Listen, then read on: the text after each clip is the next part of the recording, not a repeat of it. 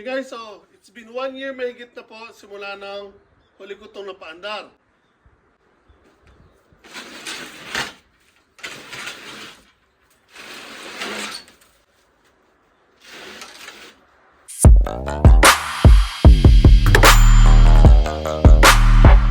So again, meron po akong na-upload na video na inayos ko po ito at pinakita ko na umaandar na po ito. So, the story behind this ay ito po galing po sa company, sa isang kumpanya or sister company ng kinukuha ko ng trabaho at dinala po dito sa pwesto ko. So, hindi po ito naandar. So, tinanong nila kung marunong ko mag-ayos nito at sinabi ko, yes, marunong ako. So, pinag-iusap nila sa akin na ayusin to at nung naayos ko naman po, napaandar ko na, ibinalik ko sa kanila. So, meron akong video na pinakita or na-upload na umaandar na po ito. So, again, nasa isang taon mahigit na po siguro yun. So, ito po, libre po ang paggawa nito. So, bilang pasasalamat, meron pang isang motor na ganito, pero mas malaki, ibinigay po nila sa akin yun dahil hindi daw nila kailangan. Pero mas bago po yun kung tutuusin. So, again, in short, nang after ko ibalik ito sa kanila, dapat po kasi ito ibabalik doon or ipapalit doon sa isang motor na aayusin. So, nang nagkaroon ng problema yung dapat na papalitan nito, tumawag sila ng ibang mag-aayos. So, yung parts na kailangan ayusin, pinalitan na ng bago. So, hindi na po nila ipinalit ito.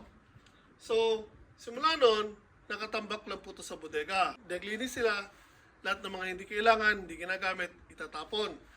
So again, wala pong problema to. Bali, oil pump po ito. Pwede ko rin itong gawing water pump. Papalitan ko lang po itong suction na to, itong pang higop. Ang motor, wala pong problema. Again, umaandar na po ito. So, tulad na sinabi ko, simula nang sinuli ko sa kanila ito or binalik ko sa kanila, nakatambak lang po ito. So today, tatry natin kung aandar po ulit. So, sinilip ko siya, meron pang konting gas. Hindi ko lang alam kung sapat na yun para mapaandar siya. So, now, choke. Yan lang natin yung gas.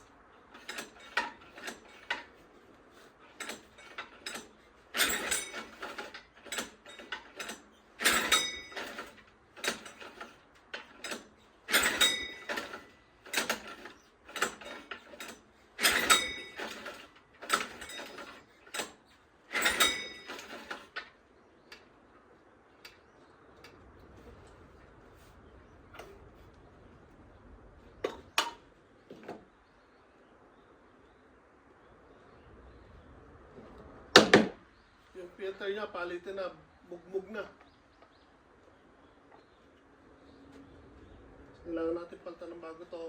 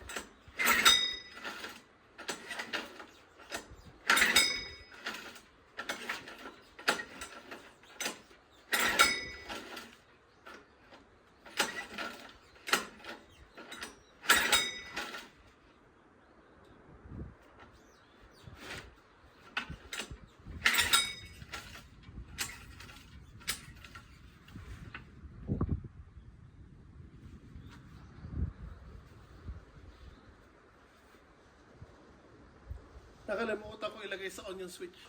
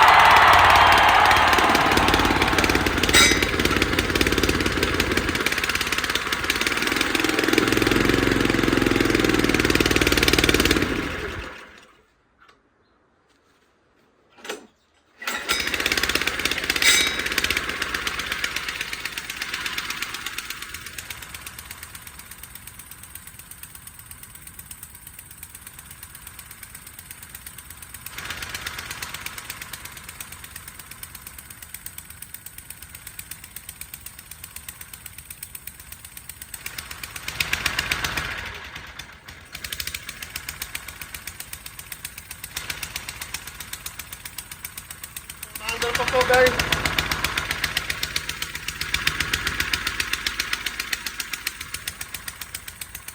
Ubusan na ito ng gas.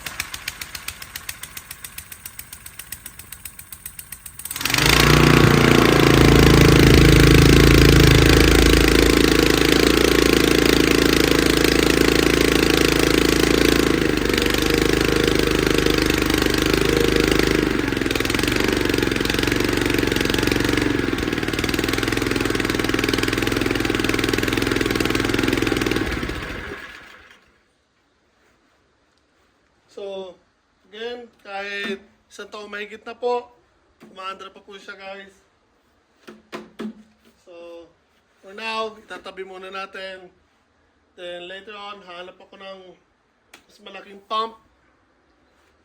Try natin kung magagamit natin dito para panghigop ng tubig din sa may irrigation dito.